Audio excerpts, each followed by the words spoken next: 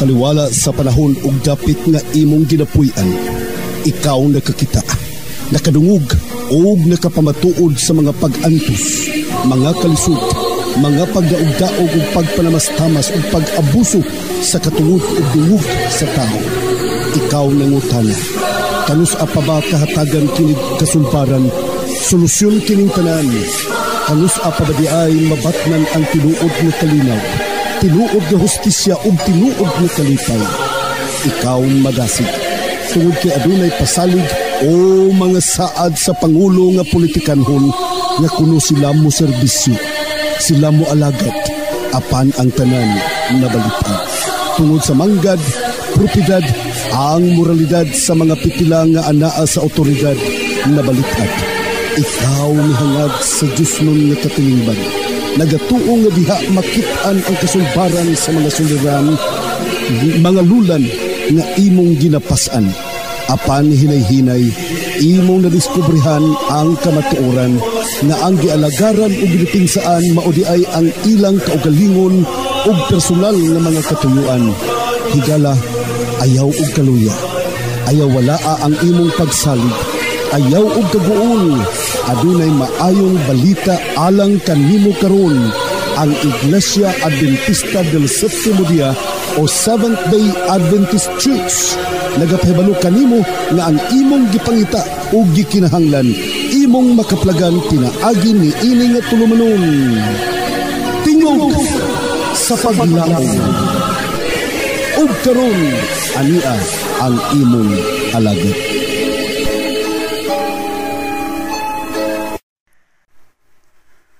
Mga pinanggana kong mga kigsunan, malipayon sa pagpakiguban kaninyong tanang karon ng atong tulumanon, tingog sa paglaom special edition, magatagi kini sa pulong sa Dios, kananay kini pinagi sa Sabbath School Quarterly Lesson, nagiplastar kini pinagi sa Sabbath School Department of the General Conference of the Seventh-day Adventist Church. Ang atong suhito nga pagadugukan karon mao kining the hour of glory, the cross, and the resurrection. Higalag mga pinangga kong mga kigsunan sa tema palangdaan, masabtan nimo nga without cross, without the suffering on the cross, walay glory ang mga pinangga kong kapamilya. Okay, sa pagsugod, akong napito na matag sa kaninyo alang sa kapagampo, magampo ta. Dalaygon og balaan ang mga Diyos nga ikaw sa mga langit, daghang salamat Ginoo sa panalangin sa pagpakiguban mo kanamo. Dalaygon ikaw sa walay katapusan nga nagabubo sa imong grasya ug kaluoy alang sa tanang mga nagpaminaw karon. Hinawtaman ikaw magkapanalangin sa tanang mga Sabbath School class members, GDL group og tanang mga katawhan nimo nga nagsimba kanimo sa ulog sa adlaw igpapahulay. Wasbon ko pasalokan sa mga sala, salamat sa pagpanalangin, kinitanan na magilaman ng madawat, pinagi sa ngalan ni Kristo nga among maduluwas. Amen. Okay, usbon ko atong suhito nagkanayon, the hour of glory. The hour of glory mga higala includes the cross and the resurrection. Ato makita din ato memory verse, John chapter 18 verse 37, matod pa sa sa record ni John. Then Pilate said to him, "So you are a king?" Jesus answered, "You say that I am a king. For this purpose I was born, and for this purpose I have come into the world, to bear witness to the truth. Everyone who is of the truth listens to my voice." Okay, mga pinangga ko mga kaigsunan, ay mo kalimot nga sa Bisaya pa nagkanayon. O si Pilato mingon nga to kaniya, so ikaw hari ba? Matod pa ni Kristo, ikaw may nagsulti nga hari ko. Sa tabayang gi-confirm. O niini nga katuyuan, may hinungdan ako nagpakatao. Dili nga katuyuan, ako bianhi sa kalibutan aron sa pagpakatao sa pagsaksi sa kamatuoran. Ang matagusa nga nakabaton sa kamatuoran o anaa sa kamatuoran, magpaminaw, magpatalinghog sa akong tingog. Atong makasabtan kaigsuonan nga ang kinatibuk ang emphasis ni John. Magsugod pa ka dito sa John 1:1, verse 2, verse 3, verse 14, hangtod dito sa hangtod maabot halos kada verse or halos kada chapter, kina-emphasize ni John on what is truth. That's why Jesus Christ said in John 14 verse 6, "I am the way, the truth." siyang kamatuoran matud pa ni Kristo. Sa panahon sa katapusan sa panihapon, si Jesus nag-ampo nga matud pa niya, Father, the hour has come, glorify your Son, that your Son may glorify you. Amahan, himaya ang imuhang anak, karon imuhang anak magahimaya usab kanimo. So what glory refers here? Unsay gi-refer din nga glory? The glory of his death, mga higala, and the subsequent resurrection. Subsequent meaning, human siyang kamatayon, sunod ang pagkabanhaw. Gibalik-balik kanunay ang pagdeklara that Jesus was innocent. Inosente si Kristo, but he was condemned guilty. Gideklarar siya nga guilty. And after he was declared guilty, after he was penalized to death, after he was resurrected, at the same time he was also declared for the glory of God. Gideclare siya para sa himaya sa Dios o sa Amahan. Something like ironical, even before his death, he was already declared as king, but died a criminal. He was declared to be resurrected, but his tomb was sealed. Gisiliuhan ang iyahang lubnganan. Ato masabtan mga pinangga kumakaigsunan. Despite niining mga butanga, nagpabilin ang iyahang pagkamao as King of Kings, as to be eternal, nahitabo nga kining tanan, bisan pa sa mga pagbabag, nakabot o na revealed o nahitabo ang kining maong mga butanga. Una lugar, atong hisgutan kining steps to prior glory. Then glory of the cross, then glory of the resurrection. Higalag mapinangga kumakigsunan steps. Let's talk about the steps prior to glory. Steps meaning more than one. Nangutana baya si Pilato nga, what is truth? Mat manaya gisulti, pero abi nimo during this time, wala makahulat si Pilato, papayin niya, what is truth? Wala siya makahulat sa tubag ni Kristo, meaning, either he understood already. He knew already on what is truth. So what is truth? Then retorted Pilate with this. He went out again to the Jews, gathered there and said, I find no basis for a charge against him. John 8 and verse 38. Sa ito pa, kabalo na siya nga Jesus Christ was the truth or is the truth. Kabalo na siya mga kaigsunan. How many times he attempted to remove himself from the responsibility of judging Jesus. How many times? 2 times. He said, I found no guilt against this man. Pagka 3rd time, behold the man. Behold the man. Sa ilang conversation dito sa sulod mga kaigsunan, sumala sa nakarecord, yung gipangutan nga, are you the king of the Jews? Kabalo ba mo nga si Pilato, mga kaigsunan, Pilate was a puppet governor of the Roman Empire, and he was also a Jew. Pag ingon niya nga, are you the king of the Jews? How did you know? Ingon siya, I am also a Jew. Hudiyo pugko matod pa niya.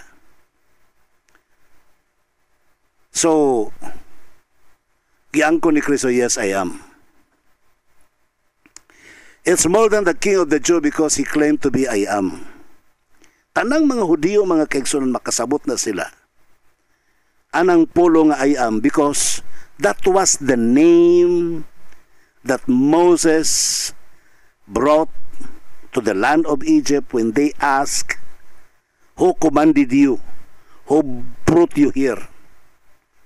To ask for the freedom of the Israelites from slavery. Ang tubag niya, the one who said I am.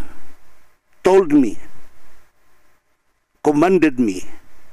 So para sa mga Israelites, kanang pulong I am, that is very clear to their eyes and to their remembrance that I am is God Himself. Mao na ang Dios. Mao tong pagtubag ni Kristo, I am. Are you the King of the Jews? I am. I am. He's more than a king, but a King of kings. More than the King of the Jews, but the King of kings. Iya pa yung ipangutana mga kaigsonan. Do you see this in your own? Or others have told you about me? Si Kristo may nangutana. Si tubag ni Pilato, I am also a Jew. What have you done? Siya duda ba yung nagsulti ni mo nini nga hari ko sa mga or imuha lang ba ni unsa ba? Isa Hudiyo ba yapog ko? Sa to pa ka na nga statement mga kaigsoon nga nagpaila siya, to the point nga nagpaila siya nga I am the Jew. I am a Jew. Pilate was almost to say that I am your subordinate. He was about to say, he was just like, about like Nicodemo and kinsa pa to isa?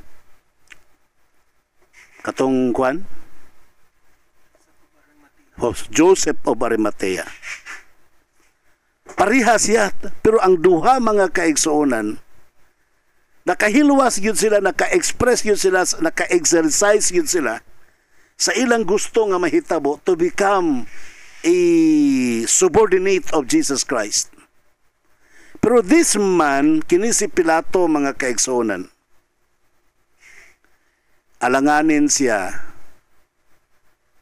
and many Bible commentators said because of his political ambitions, because of his political situations, because of the political pressure, because of loving his position rather than Jesus Christ. Sobra niya kamahal ang iyahang katungdanan kaysa iyang pagmahal kang Jesus Christ. Matod pa ni Kristo, my kingdom is not from this world. If you want me to recognize me as the King of the Jews, don't forget that my kingdom is not from the world. It's not from this world. Meaning to say, Jesus Christ was about to emphasize higher, larger, clearer explanation to Pilate that if you look at me as a king of the Jews, I am more than what you think. My kingdom is not from this world. So, ingon si Pilato, so you're a king.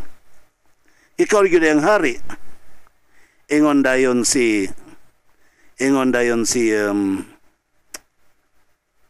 kisangalan na ni. Si Jesus says, yeah, for this I was born, and everyone who is of me, of the truth, hears my voice. Ingon dayon siya, what is truth? Ingon si Pilato, what is truth? Wala siya mura na siya masuffocate na siya sa information ngayang nakuha mga kaigsunan. So di na niya kakayan. Ingon na lang siya, I'm sure this man is not guilty and I find no basis for a charge against him. So dito mga kaigsunan, iyang napasabot na si Kristo walay sala. He knew that Jesus Christ is the truth. Ang iyang gihimo dito mga kaigsunan, kaduha man siya nag-ingog. Primero ningon siyang walay sala, ikaduha walay sala. So kaduha niya gideclare nga si Kristo walay sala.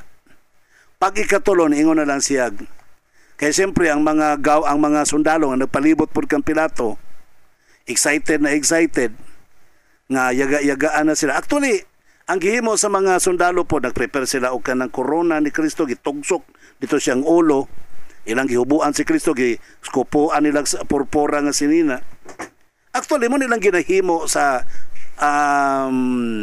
emperador sa Roma, kung moatubang na sa kongregasyon, ilang koronahan, ilang surbag purpura, pero ang ilang gihimo kang Kristo was yaga-yaga. Si Pilato wala siya mahimo eh. Igo na lang niya gi-welcome, iyan na lang gipaluyuhan, iyan na lang gidawat, ni humble down na lang siya sa punto nga gihimo sa mga Roman soldiers o sa mga katawhan. Ang sa isulti na lang ni Pilato, behold the man. Behold the man. Na-remember ninyo ang pagpailaila ni John kang Jesus Christ? Behold the Lamb of God that taketh away the sins of the world. Para kang John, He is the Lamb of God that taketh away the sins of the world. And Pilate was about to tell the whole world, to tell the crowd that behold the man who is going to die on the cross to save you from sins. Ang iyang gisulti, igon nila sa gisulti nga, behold the man. Behold the man. Si Pilato, mga kaigsunan, nakaila siya kung kinsa si Kristo. Very ironical. Ang mga great leaders, mga religious leaders, high priest, pastilan. Kung sa atong panahon karon, presidente, sa mga pastor, opisyalis, sa komite. Pero I don't think so that will happen again in our time today. Pero kung baga ba sa ilang panahon kaniadto, sa ilang panahon kaniadto, mga dagkog katungdanan sa organization. Wala kaila kan Jesus Christ. Gusto nilang ipalansang si Kristo. Here comes a politician. Kaila siya ni Kristo but he cannot choose Christ over his political ambition. Igon na siya ningon, behold the man. John 19 verse 5. Then came Jesus forth, wearing the crown of thorns and the purple robe, and Pilate saith unto them, behold the man. Mabaya na ito ang introduction bitaw nga sa kanta sa tingog sa paglaom. Behold the man. Dili na behold the lamb ha. Behold the man. Abi ninyo, sama sa gingon ni John nga, sa John 1:29, the next day John saith, Jesus coming unto him and saith, behold the Lamb of God which taketh away the sins of the world. So, higalag mga pinangga ko mga kaigsunan, walay choice because he has done his choice, si Pilato. Nga mas palabihon na iyang katungdanan. So, he allowed the guards to mock him, to whip him, now magparade nga bugal-bugalan si Kristo. Then the last word he said, behold the man. Kabalo ba mo mga pinangga ko mga kaigsunan? Sa dito na sa cross, sa glory of the cross, the next words that Pilate said, wa na gyud si tingog-tingog mga kaigsunan, nagsulat na lang siya og kratula sa ulohan ni Kristo. Matod pa niya dito mga kaigsunan sa John 19 verse 19. Pilate had notice prepared and fastened to the cross. Pilate had a notice prepared and fastened to the cross. It read, Jesus of Nazareth, the King of Jews. That was the last statement of Pilate. Gibadlong pagyud siya sa mga onlookers, sa mga dito sa palibot. Gibadlong pa siya, dili na dapat ka na, dili na insa pasag din ako siya, nasulti na ako, mauna na. So meaning, strong kasi siyang statement that Jesus is the King. Ang Holy Spirit, mga kaigsunan, may nag-convince ni Pilate. Ang Holy Spirit mao'y nag-motivate siyang heart to know who Jesus Christ is. But Pilate rejected the Holy Spirit. Abi ninyo mga kaigsunan, unta no, sa mga naminaw karon. Doon na gani whisper ang Holy Spirit sa ato kinabuhi. Paminawon day nato. So don't So it don't become it doesn't become a sin against the Holy Spirit. Busa mga pinangga ko mga kaigsunan, when Jesus was hung on the cross, when he was declared as the king, he said, "It is finished." Natapos na. Natapos na, buot ipasabot. Whoever believes in him, and whoever had believed on him, and whoever will believe on him, who died on the cross of Calvary, it is finished. Kadtong sa Old Testament times nga by the demonstration sa paghalad o karnero nga nagsimbolo sa kamatayon ni Kristo sa unahan, sa tanang nituo nga si Kristo magpakamatay sa Kalbaryo sa krus, o sa tanan pong mga tao nga on the dot nituo nga nagpakamatay si Kristo sa krus, sa tanan pong mga tao karong panahon o in the future nga mutuo nga si Kristo nagpakamatay sa Kalbaryo sa krus, then Jesus answered, "It is finished." The same to those who rejected Jesus. Sa tanan po ni-reject ni Jesus Christ before, sa tanan po ni-reject ni Jesus Christ on the dot siyang crucifixion, sa tanan po mo-reject ni Jesus Christ sa atong panahon karon, sa iyang kamatayon sa krus, the answer of Jesus Christ is, "It is finished." So mga pinangga ko mga kaigsunan, para nato karon nga mga buhi pa, the salvation has not been yet closed. Wa pa masirado ang kaluwasan. Pwede patang mag-change of our decision. Dili na to ilansang ang atong pagtuo mga kaigsunan if we have rejected Jesus Christ today. Pwede pa ko mo apilar kaninyo, change your mind. Change the direction of your mind. Have faith in Jesus, dawata yung kamatayon sa Kalbaryo sa cross, until the end of everything will come to us. As what Jesus Christ said, "It is finished." We'll make a final decision. The word final comes from the word finish. Let's make a final decision now. Jesus died on the cross. Nakoy gamay murag mo simang ko gamay mga kaigsunan para masabtan ninyo. Sa John chapter 19 verse 17, Jesus Christ nagpasan siyang kaugalingong cross paingon sa Golgota. Iyang kaugalingong cross paingon sa Golgota. Meaning, Jesus Christ claimed to have his own cross. While the anti-cross, brethren, nangguwa gikan sa Iglesia Adventista del Séptimo Día, mga tao nga dili mo tuo og dili mo dawat, dili mo baton og cross. I do not know. How do you experience, or how will you experience the glory of the cross? How do you walk with Jesus Christ carrying his own cross? How do you present Jesus Christ with his cross? Nga dili mamumuto og cross, di mamumudawat sa cross. So please think it over and over again. Abi ninyo, dito sa cross before siya ni-give up siyang sarili mga kaigsunan. Ni-give up siyang kinabuhi. Sa 20 verse 8, finally the other disciple who had reached, human siya dito mga kaigsunan, sa wapa siya ni-give up dito, naman dito si Birhen Maria, adi na to Birhen, kinanganak naman to kadaghan, anak niya si John, na dito si Maria nga Cleophas o si Maria nga Magdalena.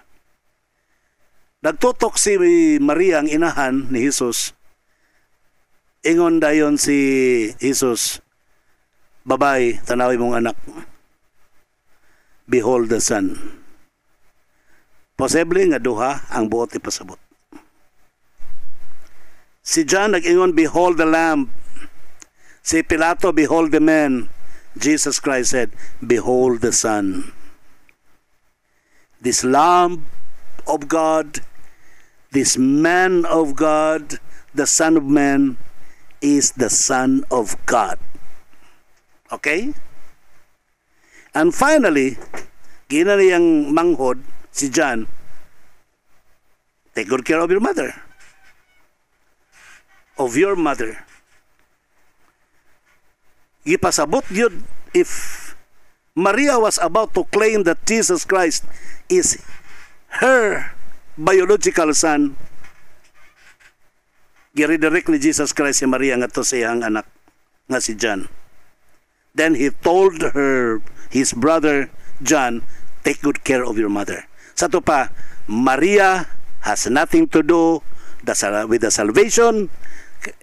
Si Maria, mga kaigsunan, wala labot sa plano sa kaluwasan. It's all about Jesus Christ ang kaluwasan, mga pinangga ko, mga kaigsunan. Now, sa pagkamatay, mga pinangga ko, mga higala,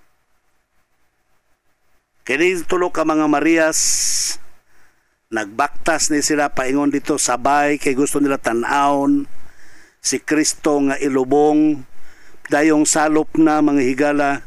Ang naghugo sa lawas, patayng lawas ni Jesus Christ was another Sanhedrin member nga mao si Joseph of Arimathea, mga kaigsunan. So, dito sa maong lubnganan ilang nakitaan o giun sa paglubong, wala nila mapabalsamar si Kristo. Ang ilang pagbalsamar kaniadto, diguon lang, halos humulan og mga perfumes. Pero wala nila mahimo na. That's why nang lakaw ng mga Maria nang ngitag perfume, pero nasansitan naman na mahulay, sumala sa balaod.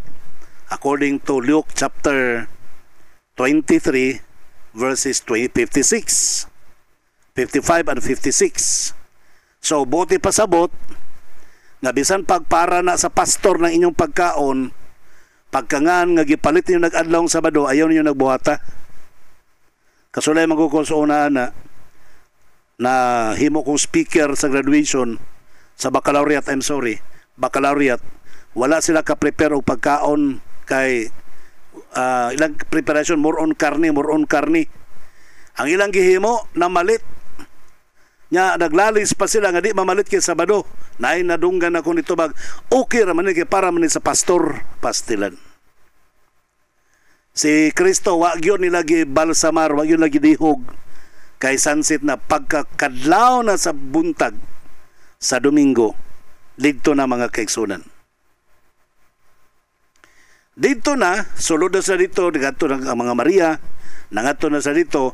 Pag abot nila dito, wala na si Kristo dito. Si Maria Magdalena naghilak. Kaya wa niya makitaan sa Kristo. Naay manulunda dito nga lingkod. Ingon siya, kasi magikagulan siyang gikawat. Ang nagisunahuna nila, nga gikawat si Kristo. O gikawat pa, nga nung makawat man nga doon na may gwardya. Naay gwardya eh. O niya nakasilyo po itong lubnganan. Kabalukaw sa gihimo ni Kristo, mga kaigsunan, para masabtan nga wa siya gikawat. Ang kato bitong linen bitaw nga gibalot siyang naong, iyang gipilo og tarong, gibutan niya siyang uluhan. Kaya kung gikawat pa, di to mahabilin ang maong lino nga panapton nga gibalot siyang naong. Wala bisag isa to nga mga lino nga mahabilin. Pero ang katong lino nga gibalot siyang naong, ngayong pagkapilo gibutang diha sa iyahang uluhan, mga kaigsunan. O sa practice sa Middle Eastern people, kanang folded napkin, mga higala, sa panahon nga magkaon ka o nya doon na kay napkin nga pilon, ibutang nimo sa lamisa, but pasabot, you are coming back. Ang mensahe ni Kristo, mga kaigsunan, nga mubalik ako sa dili madugay, iyang gipruiba dito sa sulod sa lubnganan. Pinagi sa ka-folded napkin. Sa diya nga si Kristo, mga kaigsunan, wa nila makita, naguol ang mga kababayan. Ang record nagkanayon, sa likod ni Maria Magdalena, dunay babae, dunay lalaki nga dito po, ditambong po dito. Nakikistorya niya. Isa inyong gipangita, abi kanyang manulunda na po to. Siyang ako laging Savior na wala. Ingon dayon sa Maria. Wow. Na-change ang pagbati ni Maria Magdalena. Ha, ikaw na, Rabbi. Brethren, I would like to tell you, if you are in a very intimate relationship with Jesus Christ, no matter what and no matter when and no matter where, Jesus can recognize your personal name. And you will also recognize Him by His voice. Klaro? Kung naka-establish kag strong relationship with Jesus Christ, as intimate as it is, musugot kag sa dili, si Kristo nakaila kanimo by your name, og ikaw po makaila ka ni Kristo just upon by listening to His voice. Maria Magdalena knew and recognized and had recognized Jesus because of His voice. Muhikap unta siya ingon si Kristo, no, ay sa kong hikapa kaya pagkukato sa kong amahan. Imong amahan. Akong Dios, imong Dios. Ang gisugo ni Kristo, lakaw, pahibaw ang imuhang mga tinunan. So ang gisugo ni Kristo, mga higala, sa pagpahibalo, pagwali nga si Kristo na banhaw, was a woman. And what kind of a woman? A blacklisted prostitute woman nga iyang gipasaylo, mga kaigsunan, nga nangayog pasaylo iyang gibag-o nga kinabuhi. Brethren, please hinuktukin ninyo na pagayo. Ang babae nga kanang dili katuhuan tungod sa iyang past record, pero gibag-o na ni Jesus Christ. Nabag-o ng kinabuhi. Niadtong panahon sa ilahang kahigayunan, ang babae dili katuhuan, dili karespetuan, walay value ang babae kaniadto. Labaw na gyud kung prostitute, samot na, mga higala, pero maoy pinakaunang gisugo ni Kristo sa pagwali mahitungod sa iyang pagkabanhaw. Tungod niya na ang mga apostolis, wa sila kasabot. Nanagan sila paingon dito sa lubnganan nila pong ipangtanaw until the record said, nasugatan na si Kristo dito sa Emmaus. Then finally, the other disciple who had reached the tomb first also went inside. He saw and believed. Pagkakita yun niya sa, he was Peter, mga kaigsunan. Pagkakita yun niya sa folded napkin, ito na siya, wow, tinuod yun yung nabanahaw, mga kaigsunan.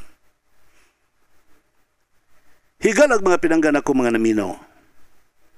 Sumala pa sa Juan Kapitulo 20, versikulo 17.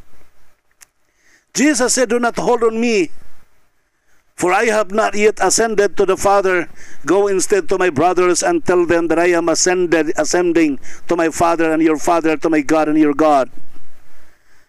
Brethren, I would like to tell you, hinay-hinay o gamay sila si Peter o si John. Sa diha nga si Mary Magdalene ni abot nga nagpahibalo. They had already returned to Jerusalem. Higalag mga pinangga kong naminaw, si Maria Magdalena, in her ministry as was commissioned by Jesus Christ, very effective ang iyang pagwali, mga pinangga kong kaigsunan. Busa sa katapusan si Ellen White sa Sons and Daughters of God, August 9, matud pa niya, the simple story of the cross of Christ, His suffering and dying for the world, His resurrection and ascension, His mediation, and the sinner's behalf before the Father, subdues and breaks a hard and sinful heart and brings the sinner to repentance. The Holy Spirit sets the matter before him in a new light, and the sinner realizes that sin must be a tremendous evil to cost such a sacrifice to atone for it. How grievous must sin be that no less a remedy than the death of the Son of God could save man from the consequences of his guilt. Why was this done in behalf of man? It was because of God's love, God loved him and was not willing that any should perish, but that all should come to repentance. Believe in Jesus as a personal Savior and have life eternal. Sulay na ito binisaya mga kaigsunan. Matod pa, ang yano nga sugilanon mahitungod sa cross ni Jesus Christ. Mahitungod siya mga pag-antos o iyang pagpakamatay alang sa tibuok kalibutan. Ang iyang pagkabanaw, iyang pagkayab paingon sa langit. Ang iyang pagpataliwala sa makasasala, taliwala in behalf sa amahan o sa tao. Mao'y nagwagtang o nagbuak sa kahi kayo nga mga kasing-kasing nga makasasala sa tao. Iyang gidala ang mga makasasala ngadto sa paghinulsol. Ang balang espiritu may naghimo sa mga butang at tubangan kaniya sa bag-ong kahayag o ang makasasala nakaamgo nga ang sala usa ka dako kayong dautan kumparar sa bili sa sakripisyo sa pagtabon sa iyang sala. Usa ka mangilngig kayo, makalilisan kayo ang pagpakasala. Nga walay laing remedy niini mao ang kamatayon sa anak sa Dios aron maluwas ang tao gikan sa consequence ko, gikan sa resulta sa guilt sa pagpakasala. Ngano nahitabo man ni? Diha sa katungod sa tao, tungod kay ang Dios nahigugma sa tao. Og andam nga magpakamatay aron maluwas ang tao og dili siya musugot nga ang tao malaglag.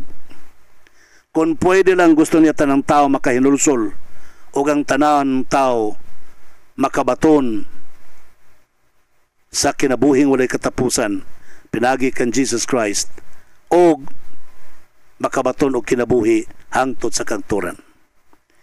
May galap sa luwa ko yung wanitay oras. Salamat sa iyong pagpaminaw o sa ngalan lamang kaninyong tanan sa tanan usab nato nga mga nag-listeners o kan Jesus Christ nga matong great provider. Ako magaingon kaninyo nga ang Dios magapanalangin o magauban, magabalaan o magahimo kanatong takos sa gingarian sa mga langit.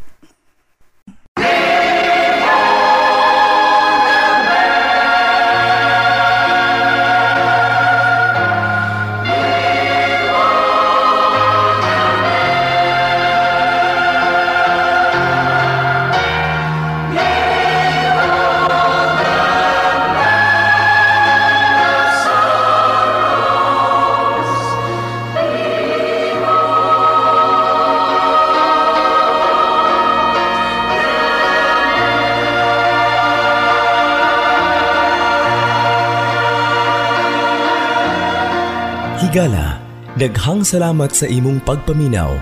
Kami temporaryong manamilit apan padayon sa pagdapit kanimo sa pagpaminaw sa sunod nga mga sibya.